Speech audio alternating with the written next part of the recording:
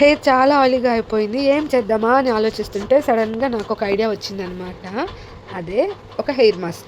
Curd and banana use చేసి, బనానాని, కర్డ్‌ని కలిపేసి, బనానాని అందులో మంచిగా స్మాష్ చేసేసి హెయిర్‌కి అప్లై చేయడం వల్ల మనకి చాలా బెనిఫిట్స్ అనమాట.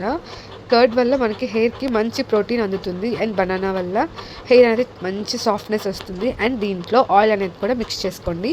రెగ్యులర్‌గా మనం యూజ్ చేసే ఆయిల్ అయితే సరిపోతుంది. హెయిర్ ఆయిల్ అనమాట. మంచిగా ఇలాగ స్కాల్ప్ అంతా పెట్టేసుకోవాలి.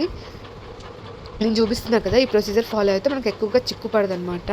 యాక్చువల్లీ నేను ఈ ప్రొసీజర్ ఫాలో అయిన తర్వాత తెలుసుకుందేంటంటే, బనానాని ఇలా చేత్తో అయితే స్మాష్ చేయొద్దు. చక్కగా మిక్సీలో వేసేసుకొని మంచిగా పెట్టుకోవడం బెస్ట్. ఎందుకంటే నేను హెయిర్ వాష్ చేసిన తర్వాత నాకైతే చిన్న చిన్న పీసెస్ తలలో ఉండిపోయినాయి. చాలా ఇబ్బంది పడ్డాననమాట. సో, అందుకే మీకోసం చెప్తున్నాను. మిక్సీలో వేసుకొని అప్పుడు ఈ పేస్ట్ పెట్టుకోండి. చాలా బావుంటుంది.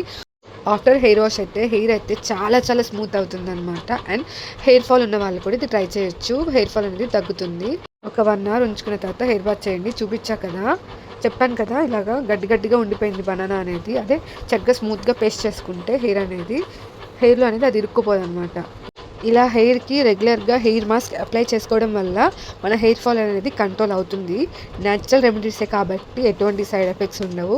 ఖచ్చితంగా ట్రై చేయండి. మంత్లీ వన్స్ అయినా ట్రై చేయండి.